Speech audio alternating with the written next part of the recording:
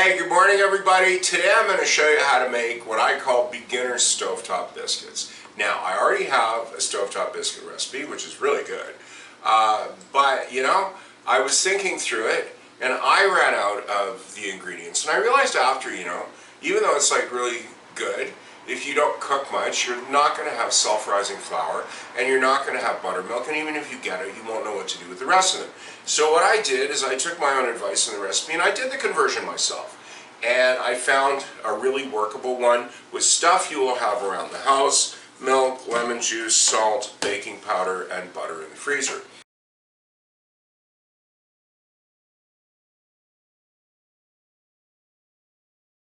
Now, I've got the pan heating up. I have a nonstick. A word of caution: never heat up a nonstick on any higher than medium because it does that horrible smell. Yeah, if you've got stainless steel, there's enough fat in here. Yeah, these biscuits don't really need a lot of butter. There's a quarter pound of butter in them, so you're good to go. So I wouldn't worry about greasing the pan. But you do want it hot when it goes in. If you are new to biscuit making, simple principle: mix all your dry first, then add your wet, because the acid-base reaction starts as soon as they mix. So I got my flour measured in here. 1 teaspoon salt, 1 teaspoon, 1 tablespoon baking powder. Not critical to flatten this out. If you've got a bit more, it will help the rise. If you put too much, it'll have kind of an aftertaste, so you do want to be sort of careful without worrying about it. I always use kitchen gloves for this recipe for two reasons. You have to like form the biscuits by hand, and you also have to grate the butter. So there's no need for a spoon. Just get your fingers in there and mix it up. Doesn't have to be perfect, just kind of enough.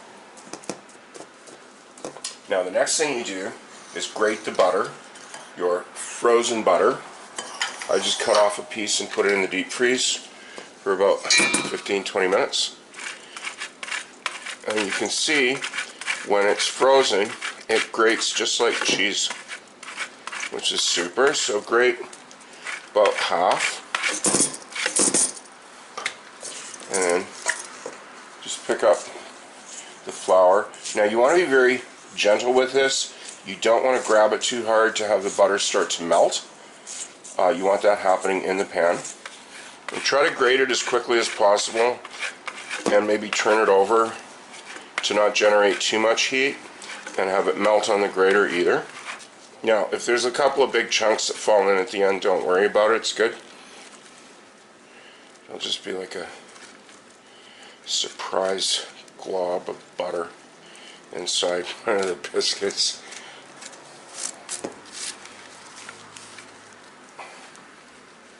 Okay.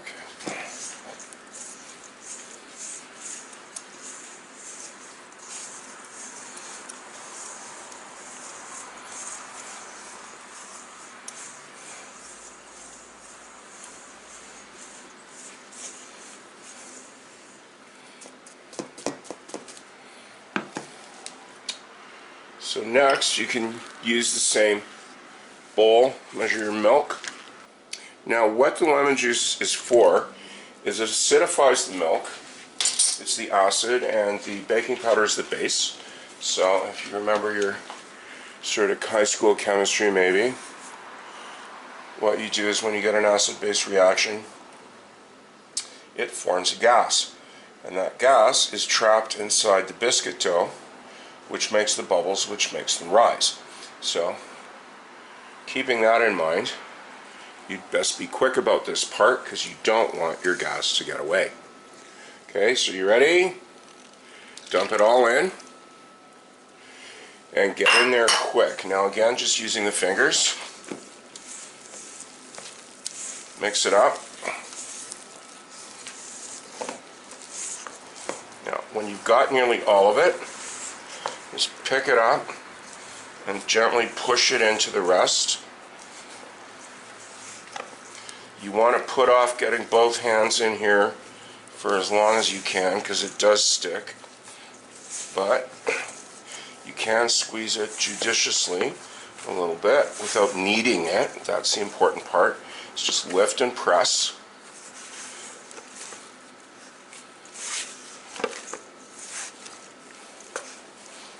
I got nearly all of it, so I'm going to scrape off those extra bits. Pick it up, push it down.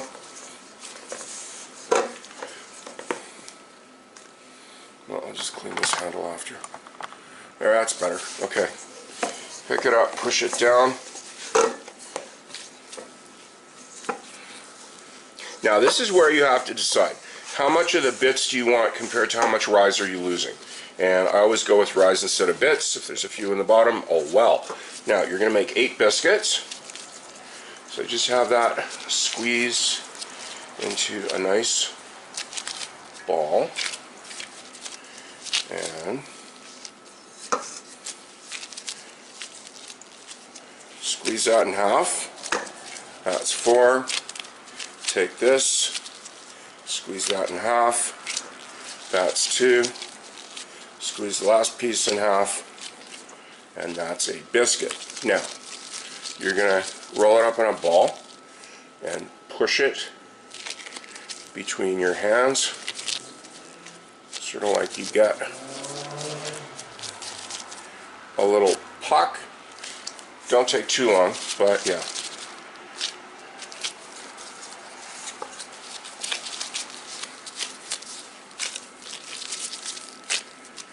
And no, I'm not speeding up the film. When you've done this often enough, you can do it this fast.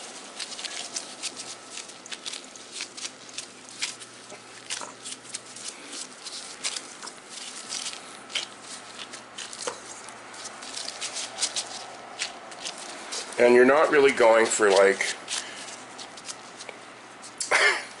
you're not really going for a pretty biscuit, okay? You're going for one that rises properly in the pan and cooks well. Okay, so function before form in this case. Okay, off to the stove. Okay, I can feel that it's hot without a horrible smell. You can hear the sizzle right away. Just get those in there. Now at this point you probably could take the gloves off, because the last thing you want is having your glove. Here, I'll just do that. You do not want the plastic glove top touching the bottom of the hot pan, because that's just going to wreck everything. And what you can do is just cover them up quickly, keep the heat in. What you should do after you're satisfied is turn it up a little, but do not turn it on high, because if these burn right away, the taste is just not good. Okay? Think of these as like big pancakes. So what you're going to want to do is just basically brown them on each side. That's why I always use tongs for this, so I can take a check. That's too light.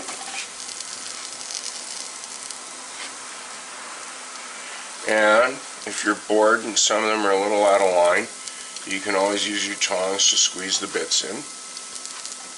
Do not push them down though, okay? That's defeating the purpose. And you can see a little bit of the butter coming down out the side on that one. That's good. And there's a crack in this one, but when I turn it over, that's sort of heal itself up. So let me just see what this is looking like. Yeah, that's enough. Good, good, good. Okay, so what you do is when they're golden brown like that, flip them right away, because you will definitely be flipping these more than once.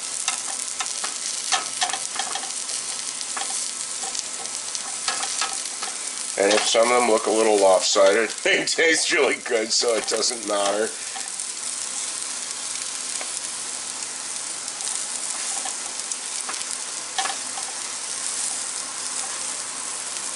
I think that's the one where the glob of butter went. I can't be sure, but... Okay, good, good. So you can see even the time I was turning them, they started to get darker, so that means, and there's a bit of smoke coming up, so that's a sign to turn the heat right down, alright?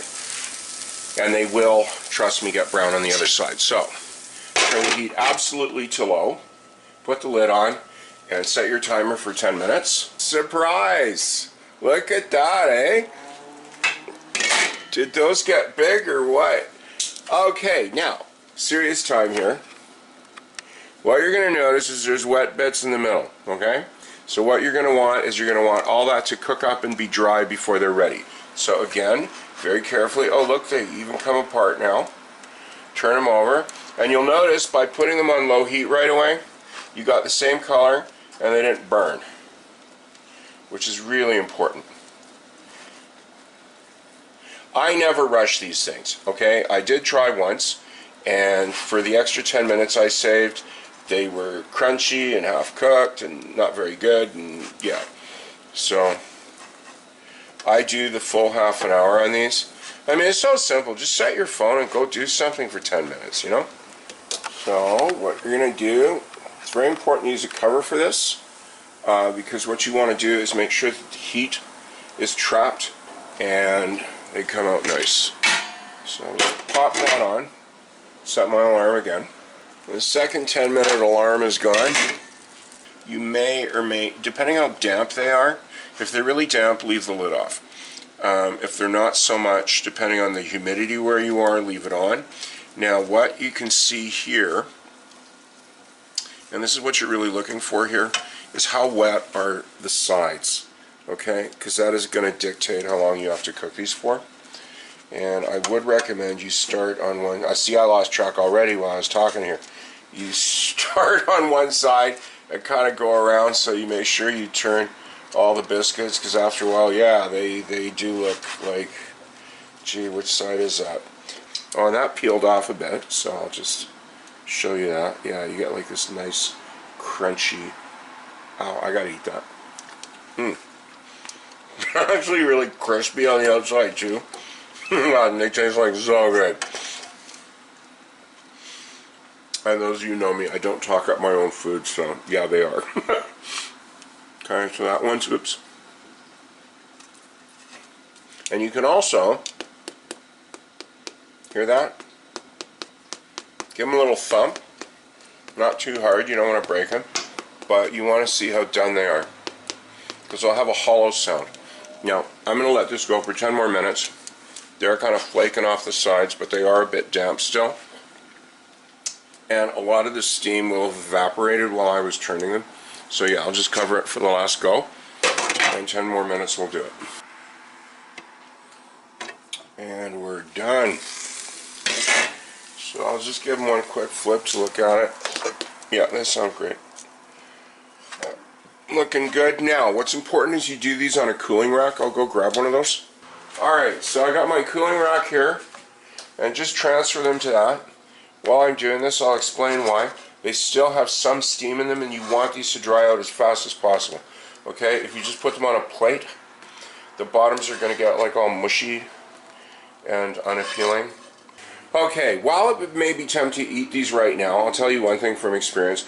Hot biscuits don't taste that great. Warm biscuits taste really good, but I do want to crack one open just so you can see, because I got to get going soon. Okay, so I use a fork. I just kind of poke it a couple of times from the side.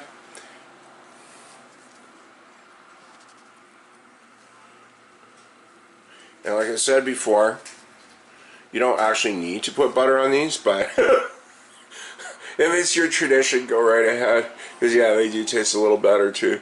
Alright, now let me just see. And there's a cracked piece. Not as I try to chew near the microphone so you can hear,